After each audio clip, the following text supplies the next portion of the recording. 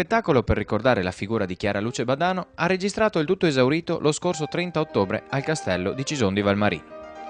Chiara e la notte è una testimonianza in musica con Don Carlo Giosasseno al piano e con le voci soliste di Miriam Ceserani e Martina Bosisio. Il volto è luminoso e sereno. Ora che ha detto il suo sì al Signore, inizia a vivere la nuova situazione che la vita le riserva, preoccupandosi solo di amare. Ogni dolore non era tanto un nemico da combattere e probabilmente neppure un ostacolo da superare. Era invece un'occasione da cogliere, un'opportunità preziosa per crescere nell'amore e nel suo personalissimo rapporto con Dio.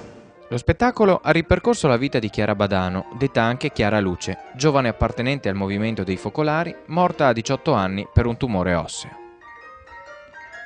Nata nel 71 in provincia di Savona, già dai primi anni 80 intrattiene una corrispondenza con Chiara Lubic, fondatrice del movimento dei Focolari, che qualche anno dopo la soprannominerà Chiara Luce.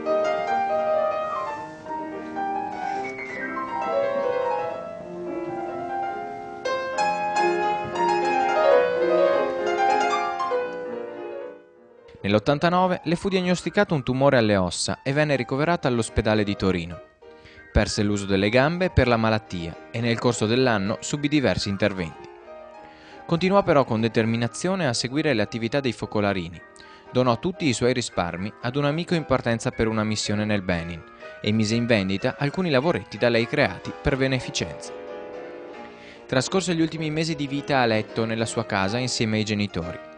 Nell'agosto del 1990 Chiara Badano preparò nei minimi dettagli il suo funerale, considerandolo una sorta di festa di nozze. Il 10 settembre mandò un saluto a tutti i membri della comunità focolarina, registrando per loro un'audiocassetta. È arrivata una persona, una signora, con un sorriso luminosissimo, bellissima, che si è avvicinata a me, mi ha preso la mano e mi ha fatto coraggio. Mi sembrava un angelo che la Madonna mi aveva messo vicino.